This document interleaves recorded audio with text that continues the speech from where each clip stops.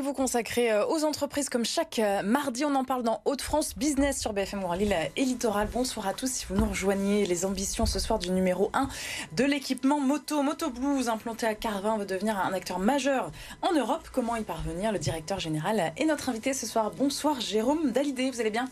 Je vais très bien. Bonsoir Marie. Merci beaucoup d'avoir accepté notre invitation. Le journal des entreprises, notre partenaire, comme chaque semaine, représenté ce soir par Emmanuel Calafiore. Ça va Emmanuel? Ça va très bien, bonsoir à tous les deux.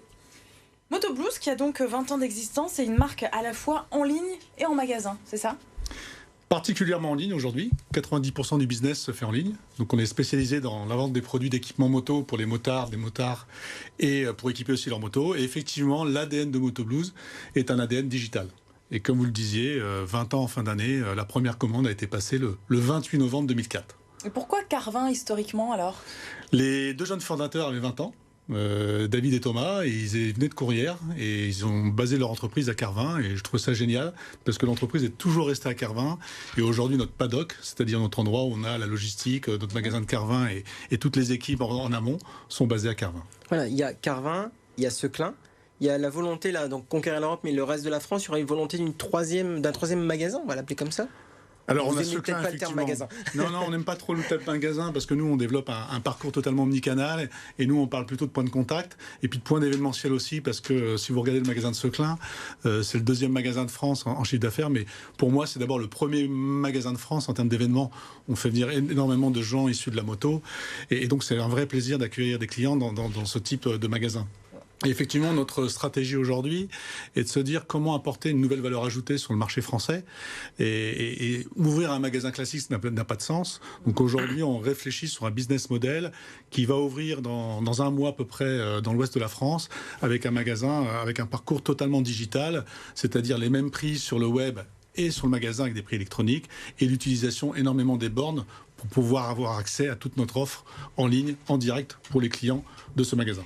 Vous souhaitez passer de 130 000 à 250 000 références, hein, c'est ça, d'ici 2026. Pourquoi ce bond? Comment on l'explique? Alors on l'explique parce que quand on est dans une vocation européenne, on doit élargir totalement notre gamme parce qu'on a une consommation différente quand on est aux Pays-Bas et quand on est en Espagne. On a des marques fantastiques en Europe. Donc déjà, on a déjà commencé cet exercice sur l'univers du pilote. Et aujourd'hui, on a un grand marché qui s'offre devant nous, qui est la pièce et l'accessoire. Et la pièce et l'accessoire, comme l'a fait en son temps Oscaro dans le monde de l'automobile, on veut vraiment développer aussi ce besoin. C'est-à-dire, il y a quoi comme accessoires nouveaux, innovants Alors on équipe énormément tout l'univers de la moto, que ça soit sur des univers très basiques, ce qu'on va appeler l'univers du garage, hein, mais qui peut être aussi bien du tapis de sol, aussi bien des tentes, mais aussi on va forcément travailler sur tous les univers spécifiques à la moto. Et la particularité de ce métier, c'est que vos pièces et accessoires sont issus vraiment liés à la moto elle-même et à la spécificité de la moto et à sa marque et à son année. Alors on parle pratiquement de doublement à 130 000, 250 000 références, donc ça veut dire conquérir l'Europe. Vous visez quel pays, quels sont les voisins que vous visez? C'est très large ou... Très large. Alors aujourd'hui, on est très présent en Espagne. On a même un bureau à Barcelone. On a réouvert l'Italie il y a un peu moins de 8 mois et ça marche très bien. Et là, on va aller très fortement sur le Benelux. Priorité à la Belgique, le Luxembourg et donc les Pays-Bas. Et puis un jour, forcément, s'attaquer au marché allemand, mais qui est très spécial dans le monde du e-commerce, puisque en Allemagne, il y a énormément de retours. Et donc là, il faut réfléchir aussi à un bon business model. On est en train ensuite d'appréhender ces pays par la marketplace. On sait qu'il y a des marketplaces qui marchent très bien dans ces pays, notamment dans d'autres pays, eBay, qui est beaucoup plus présent qu'en France, et donc ça fait partie aussi de la stratégie. Au niveau de la stratégie aussi, il y a la recherche et le développement. Vous vendez d'autres marques, mais vous avez vos marques propres. Ça représente quoi dans l'investissement pour Moto Blues? Alors aujourd'hui, nos produits de marque propre, c'est à peu près 20% de notre chiffre d'affaires. C'est surtout une équipe de 4 designers qui sont présents, et puis un spécialiste de l'approvisionnement et de la négociation sur des produits qui sont faits à l'étranger. Alors, on travaille énormément en co-construction avec nos collaborateurs et nos clients, puisque 90% de nos collaboratrices et collaborateurs sont des motards, des motards. Et donc, on travaille énormément sur des nouvelles tendances, des nouveaux styles, nouveaux prêt-à-porter. Je vais vous prendre un exemple. Aujourd'hui, on a un top 1 de nos ventes qui est notre combinaison racing pour hommes.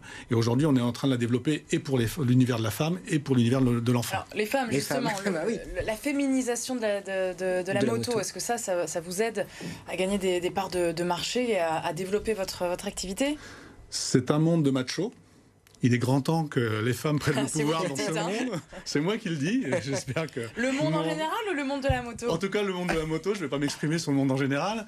Mais en tout cas, c'est un monde qui est extrêmement influencé effectivement par le monde de la femme. Aujourd'hui, on estime à 20-25% les femmes motardes, mais il y a aussi les passagères. Oui, quand même. Et il y a aussi les passagères. Et quand vous allez dans un environnement ou un événement, j'étais au MotoGP du Mans il y a 15 jours, c'est d'abord un événement familial. Et effectivement, les femmes ont leur mot à dire. Et je crois qu'aujourd'hui, les marques de motos font énormément aussi de bien, parce qu'ils travaillent énormément sur des motos qui sont beaucoup plus faciles d'usage et maniables, qui fait que ça féminise aussi le marché. Et tant mieux pour nous, parce que c'est un marché qui se démocratise lorsqu'il se féminise. Alors, parlons un petit peu d'actualité. Vous êtes à côté aussi de cette fameuse question qui est du contrôle technique pour la moto. Qu'est-ce que ça a comme conséquence pour vous? Alors, pour nous, ça a des conséquences business très court terme, parce qu'il a fallu effectivement faire en sorte que les gens réparent un certain nombre de motos en fonction de leur ancienneté à court terme. Ça a des conséquences négatives sur le marché de l'occasion, puisque le marché de l'occasion n'est pas aussi vivant et dynamique qu'il ne l'était auparavant. Et pour moi, à titre personnel, je trouve que c'est d'abord, il faudrait quand même s'occuper un peu plus de la sécurité des motardes et motards. Et donc, comme on le dit chaque année au niveau de Pâques, on a une vraie organisation qui se met en place au niveau des motards pour manifester contre les nids de poules. Et je crois qu'il vaut mieux travailler aujourd'hui sur l'état des routes qu'est réellement sur un vrai contrôle technique au niveau des motos. Le débat, effectivement. Mais c'est le vrai sujet aujourd'hui pour la sécurité des passionnés. C'est vraiment cet équipement des routes, quoi. Une dernière petite question peut-être sur les investissements RSE. Vous y tenez, ça continue chez vous? On a déjà commencé, c'est une des raisons pour laquelle on a investi en logistique il y a à peu près 3 ans, plus d'1 million d'euros, pour favoriser aussi un meilleur recyclage des cartons et une meilleure utilisation des cartons. Et aujourd'hui, on a nommé une vraie personne en charge du RSE dans l'entreprise. On va y aller pas à pas.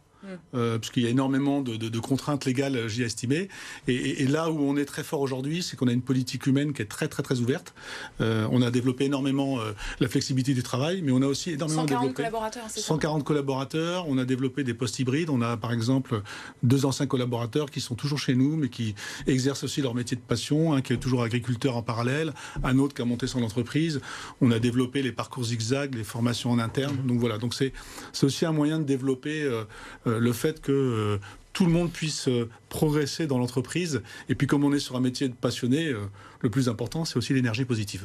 Merci beaucoup, Jérôme Dalidé, d'être venu jusqu'à nous. Donc les ambitions de Moto Blues. Merci d'avoir été avec nous. Merci, Emmanuel. On se retrouve la semaine prochaine pour parler business et économie donc dans le Nord et le Pas-de-Calais. Belle soirée.